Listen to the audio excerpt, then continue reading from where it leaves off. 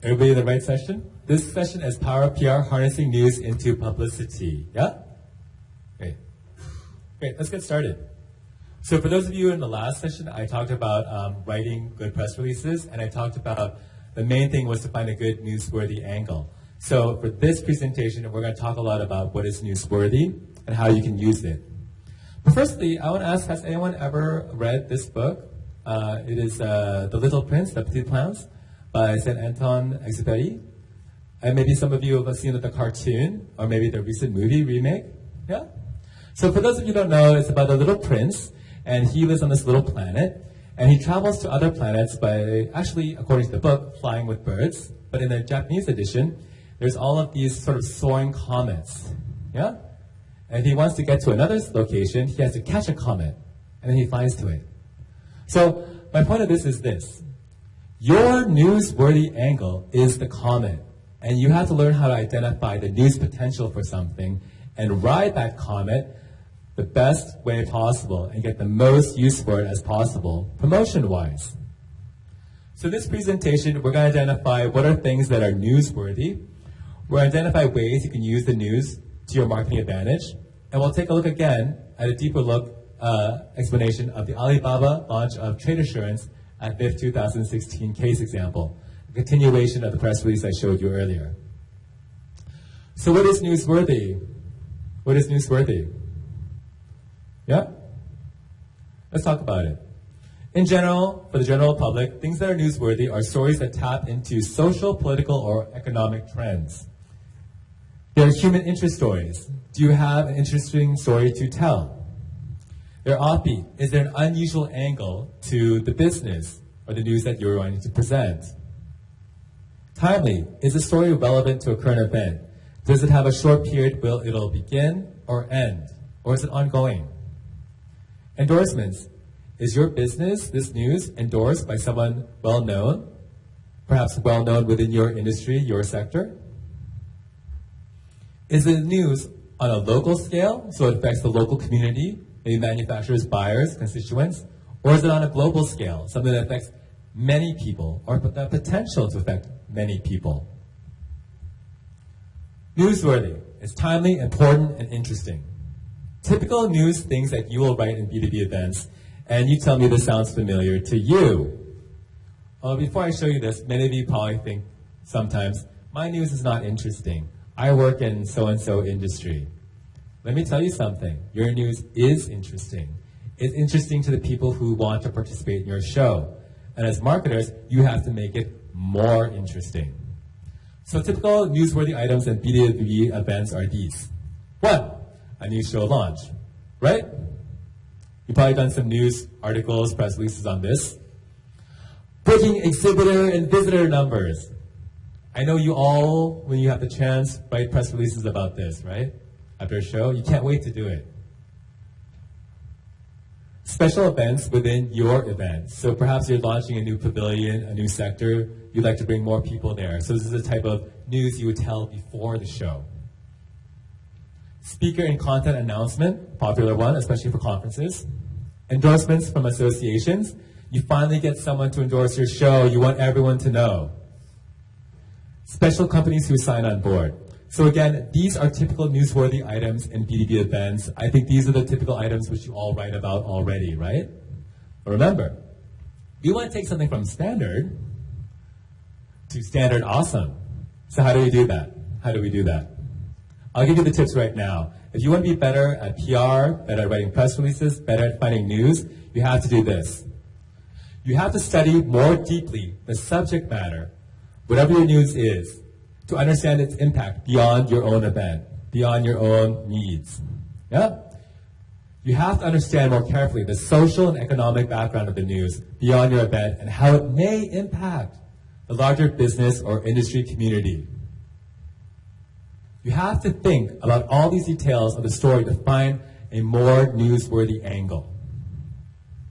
Finally, you have to tie all these details together and relate the impact to the wider audience.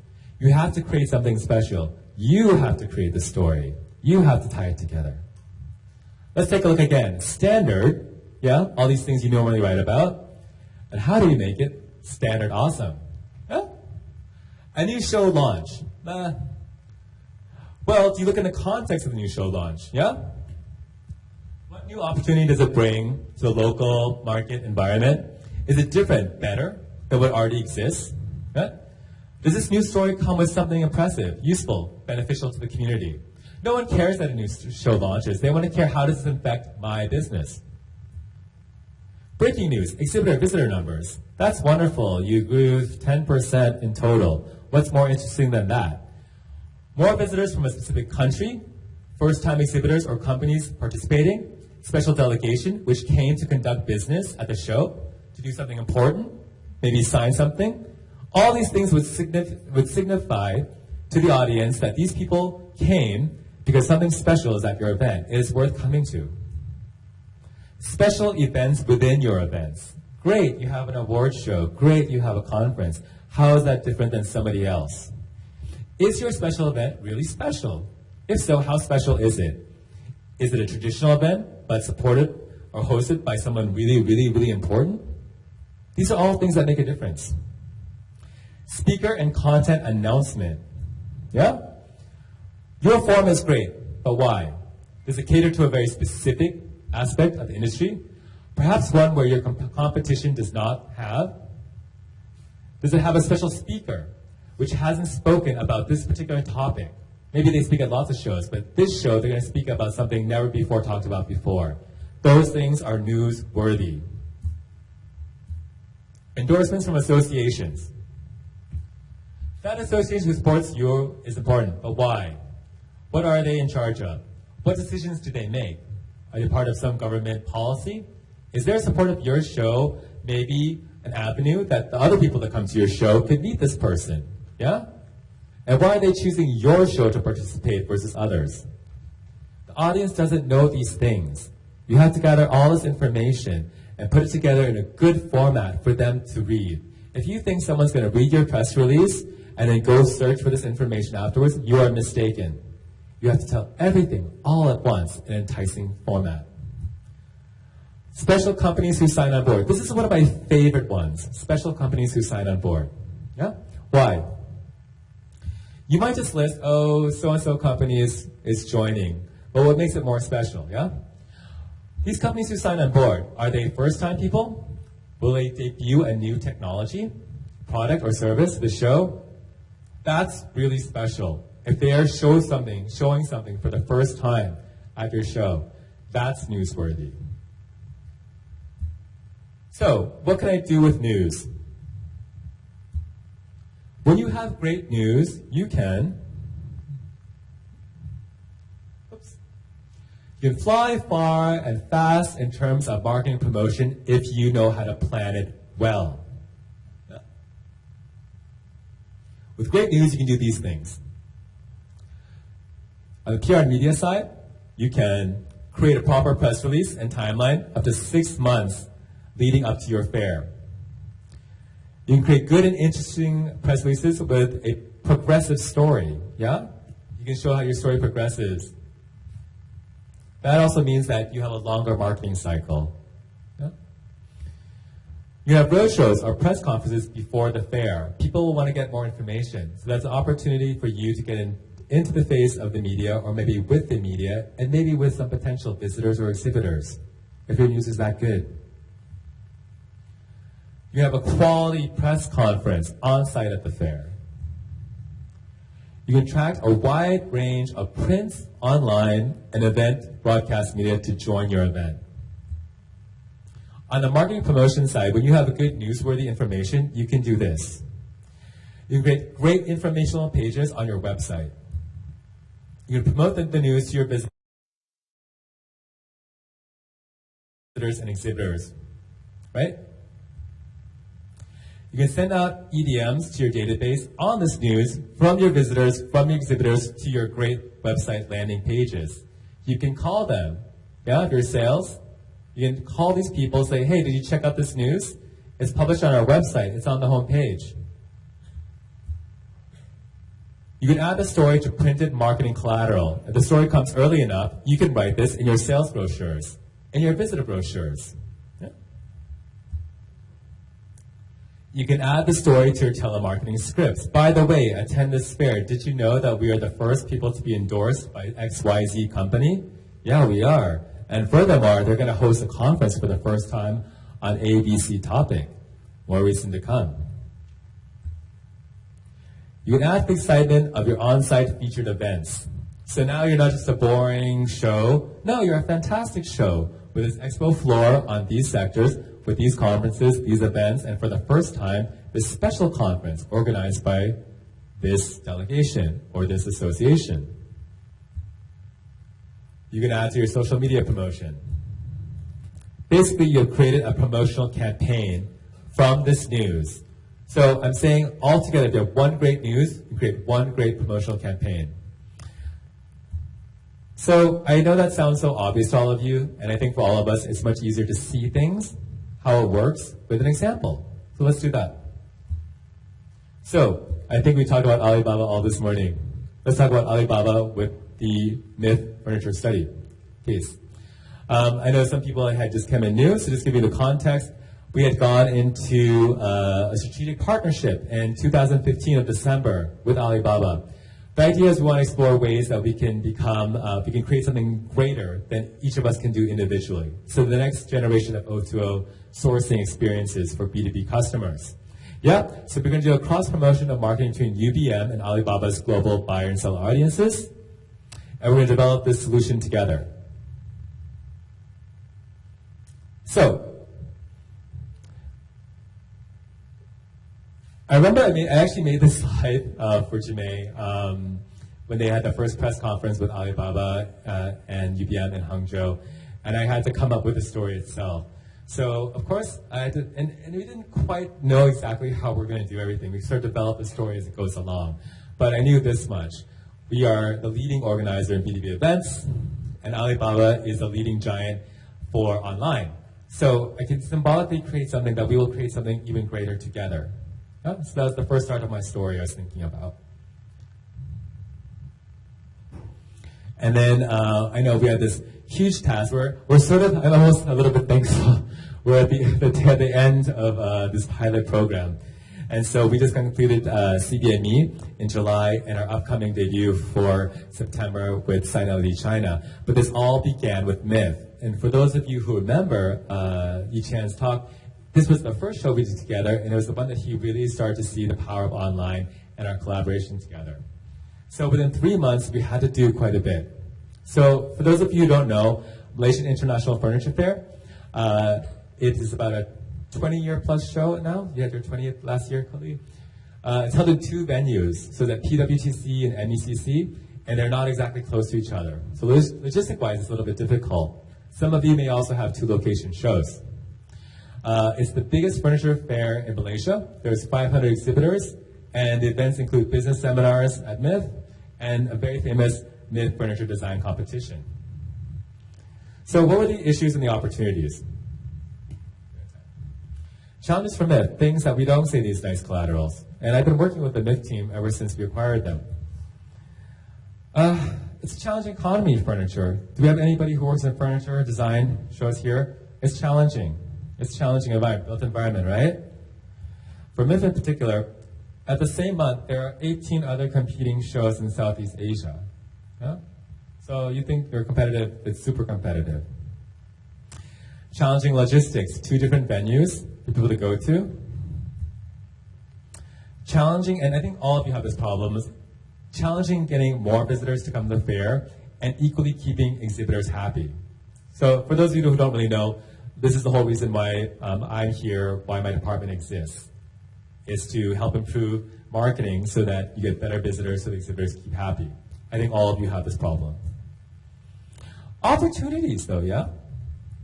It's the first pilot program under UBM. So again, we have a lot of good energy. Everyone's really into making this work. We can use the famous name of Alibaba. And in particular, the feeling of the name Alibaba is different in Southeast Asia than perhaps people who live in mainland China, who know a little bit more deeply about Alibaba products. But why Myth? I think Kelly's seeing this for the first time.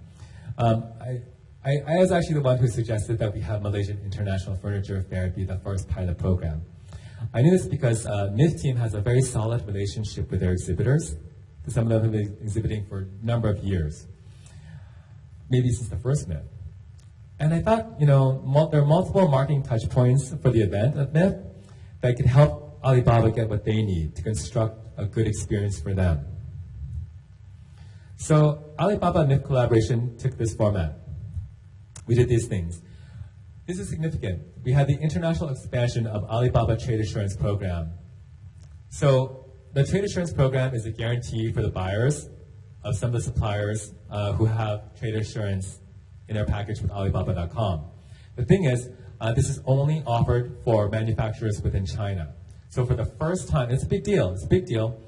It's the first time Alibaba wanted to use MIF as a platform to see if we can expand this offering outside of China. So why do they only have this program in China?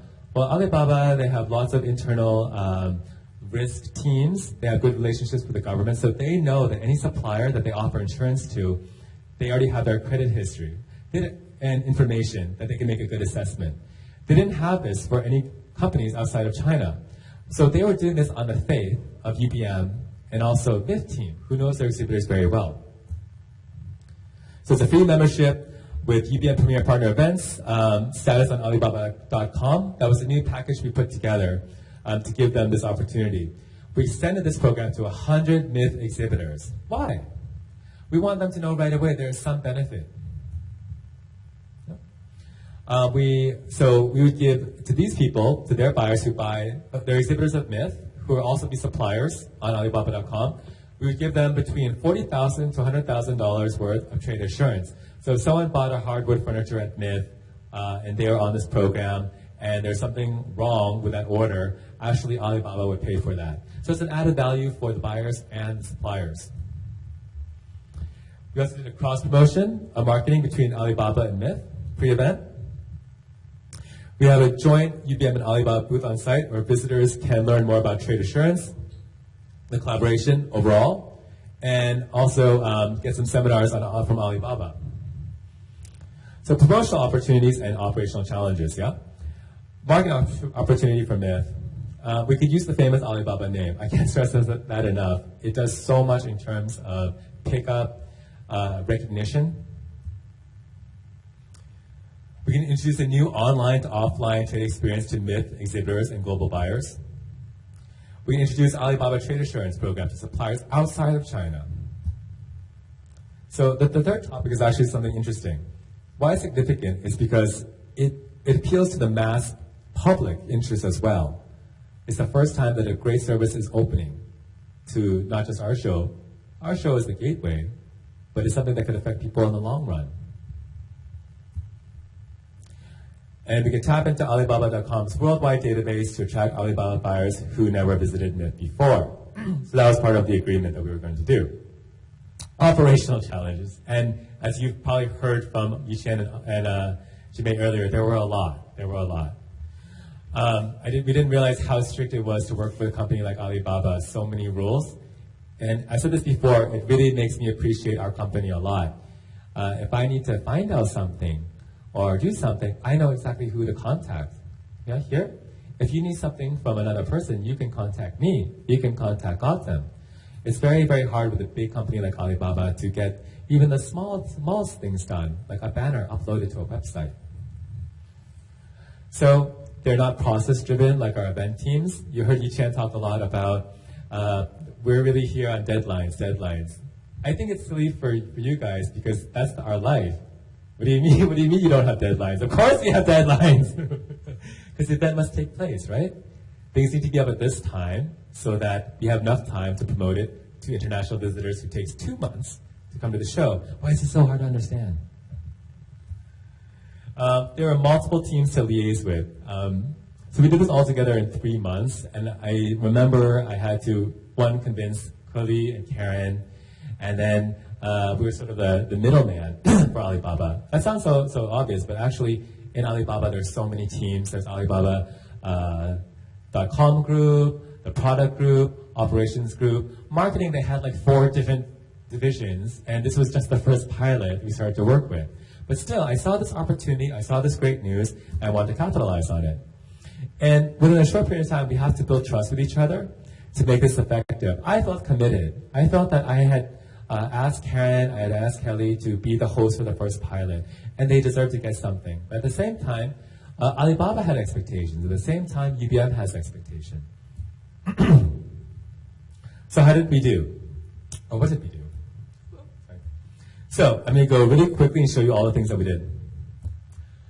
So pre-show, work and promotions. So the team here, once we had the program down that we're offering trade assurance, worked with Kelly and team. This is the MIF homepage to create a really clear information landing page about the opportunity for Alibaba and MIF and UBM. It's also surfaced on the homepage, this button, which people easily find. Why did we do this? Remember one of the first things I said, when you have good news, you have to have people see it. Content on your website. Yeah? Pre-show work, promotions. Okay, now that we have this great content, it's time we can send a press release out. Why? When we send the press release out, it's drawing more information to the public. So now we're ready to explain this to everyone. In the earlier class, you saw the press release about this collaboration.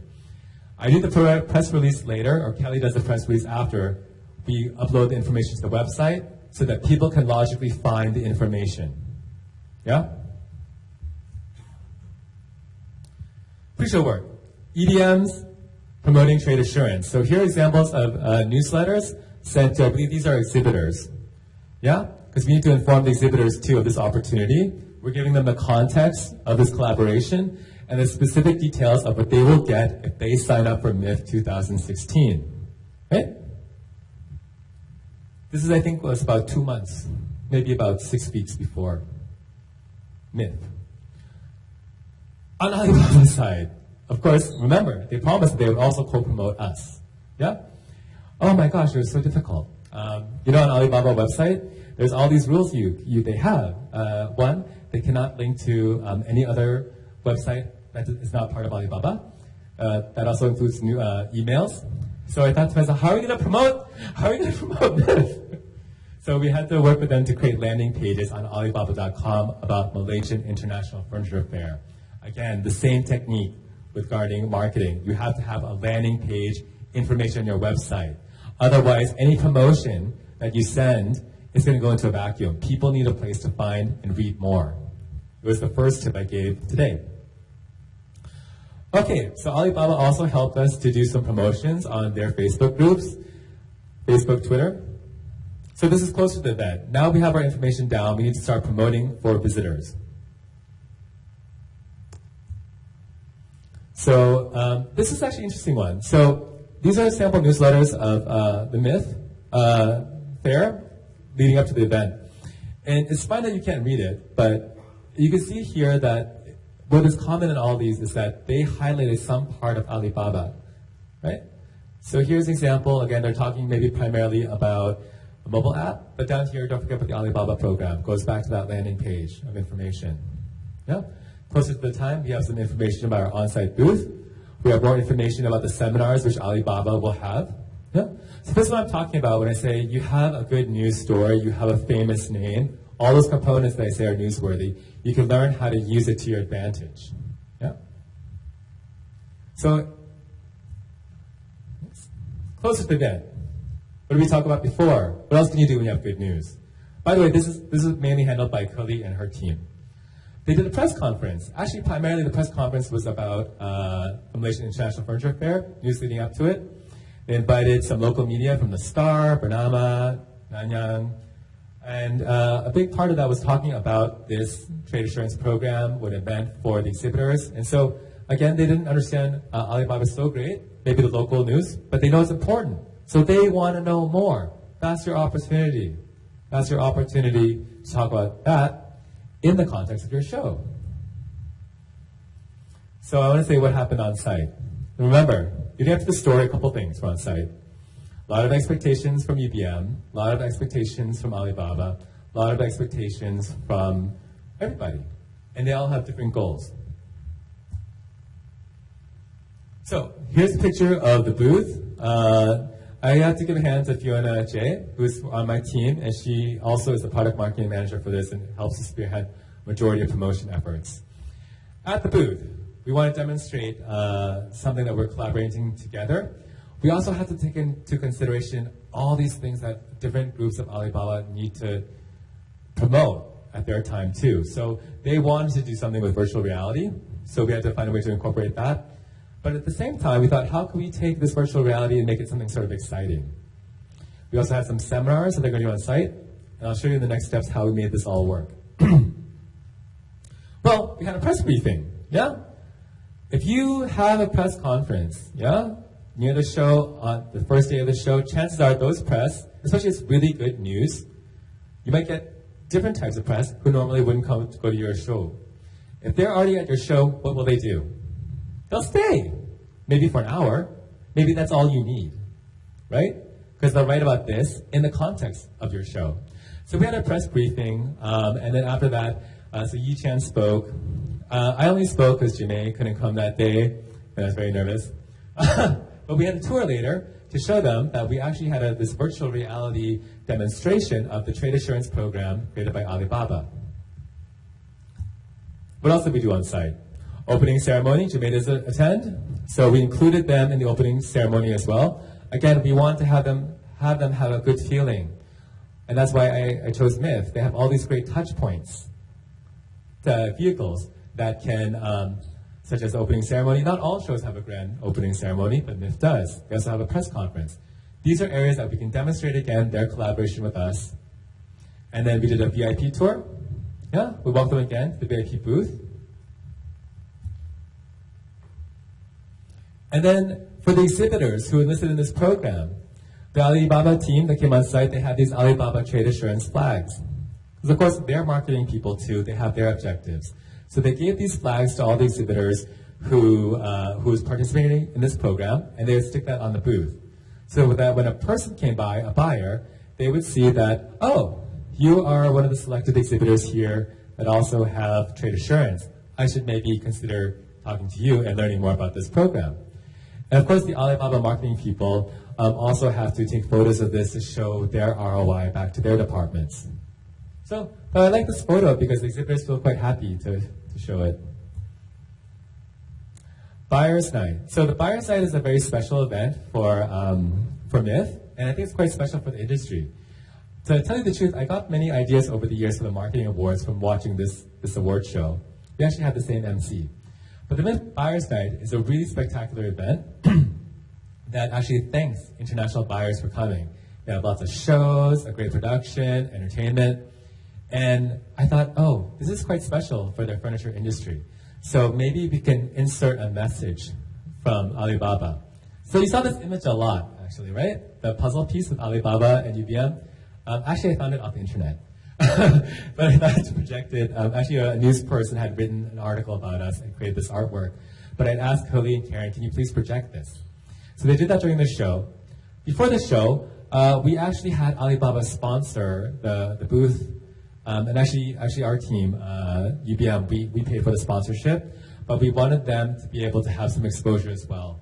So again, brand awareness on site. And I'm able to do this because MIF is a type of show that has this type of touch points. So what else did we do? What were the results? Yeah.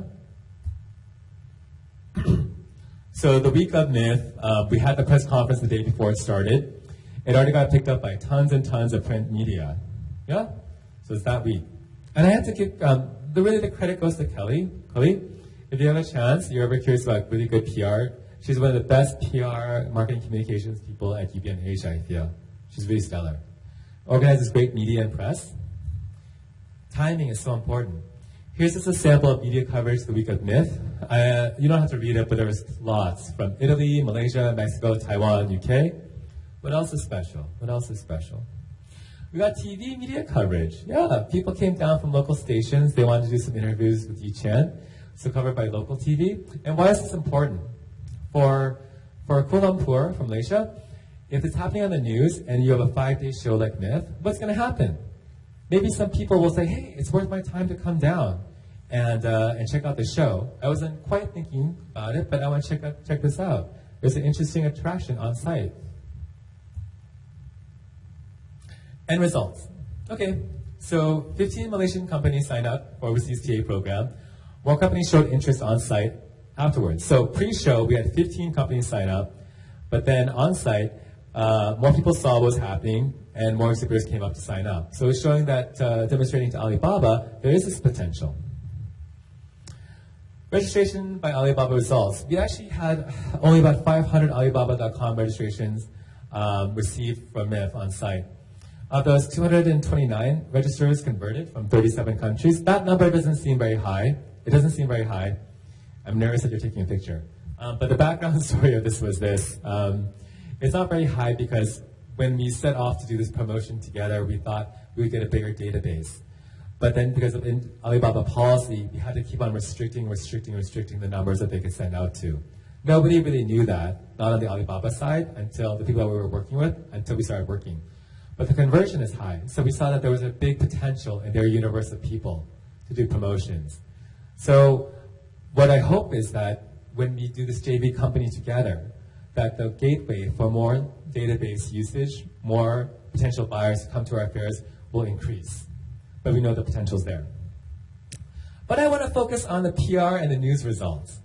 By partnering with the world's largest e-platform like Alibaba, it projected a positive image to MIF globally, and it got media attention to come to the 16th edition, and it was one of the main highlights for the show. Yeah. Final attendance, I use percentage, not field figures, don't worry, Garrett. Total visitorship up 3%, and total international visitors up, 3.6% in total, and 3% international. Now, to some of you, this might not seem like a lot, but I think everything is relative. And MIF, I was so happy because the 4 years I worked with them, it was one of those shows that I tried very hard to do everything, but they're so difficult given the market situation. And it's actually one of the only teams I couldn't get an increase, but I'm so proud that this helped them even a little bit to edge over the competition. So this 3% I feel really proud of for the team. So in conclusion, other results to consider. MIF. Partnership with Alibaba brought a positive impact to the project in the aspects of PR and marketing that differentiate MIF from its competing shows. MIF was able to provide value-added services to their participants by enhancing their exhibiting and visiting experience to the show using a way that their competition could not copy. UBM benefits. UBM and Alibaba can indeed work together to create better valued opportunities for the B2B marketplace. It was the first step in our O2O journey. Alibaba side. Alibaba could gain more opportunities through working with UBM, such as launching trade assurance internationally. And hey, we're great! So in summary, what have we learned about interesting news, turning that into publicity? Yeah? Remember these things. You have to find or identify great news yourself. Sometimes you have to make that great news. And you make that great news by gathering all of the possible impacts it could be. You know? You can make great news by analyzing the opportunity more carefully and creating a story by relating it all together in the bigger and more important context of the industry, the community, or the world. When you have discovered a great story, you need to know how to write that comment. And when I say that means you need to know how to plan your promotion well. And in how many different channels you want to do it, at which stage you want to release what kind of information, at which stage you need to get certain assets ready. But you can use that to your advantage for your entire marketing cycle. So I hope you enjoyed this presentation today. Do you have some questions? If not, go ahead and get some comments. Any questions?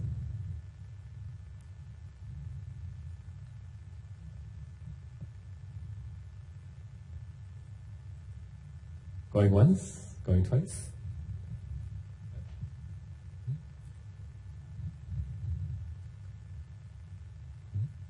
Was I talking too fast again? I talk really fast. Okay then.